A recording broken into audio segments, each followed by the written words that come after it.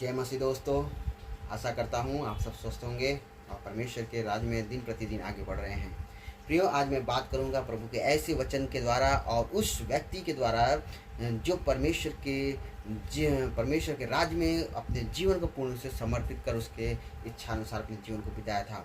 प्रियो, हम बात करेंगे दाऊद के जीवन से। तो उससे पहले हम कुछ बताना चाहेंगे कि क्या परमेश्वर के पीछे चलकर क्या आप थक गए हैं, आप हार गए हैं, आपको लगता है कि मैं गिर रहा हूँ। आप अपने समस्याओं से, अपनी परेशानियों से, अपने दुख से, अपनी गरीबी से, बीमारियों से आपको ऐसा लगता है कि आप थक गए हैं। तो प्रियो, ये वचन आपसे बात कर रहा है, आपसे बात करना चाहता है और आपको सामर्थ्य और शक्ति देना चाहता है। प्रियो, मैं बात कर रहा हूँ वचन 94 यानी भजन संहिता 94 और उसका 18 और 19।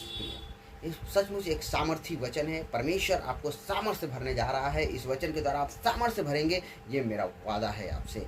जगह आप अपने परमेश्वर के प्रति वो ईमानदारीता और नम्रता दिखाते हैं तो हम बात करते हैं यहाँ पर कि जब दाऊद ने परमेश्वर से कहा, मैंने कहा मेरा पाँव फिसलने पर है, तब हे यहोवा तेरी करुणा ने मुझे थाम लिया। हालेलुया, हालेलुया, परमेश्वर की महिमा हो, स्तुति हो। सचमुच जब दाऊद अपने जीवन में कहता है कि हे यहोवा, हे मेरे परमेश्वर, मैं फिसलने पर हूँ, तब तेरी करुणा ने मुझे थाम लिया। अपने जीवन में जब कभी आपको ऐसा महसूस हो कि मैं फिसल रहा हूँ, अपने गरीबी में, अपनी बीमारी में मैं गिर रहा हूँ, मैं कमज़ोर हो रहा हूँ, मेरा कोई नहीं है, प्रियो, आप वहाँ पर परमेश्वर के इस वचन को याद रखना, दाऊद के इस वचन को याद रखना कि दाऊद ने किस प्रकार से परमेश्वर से बातचीत करी।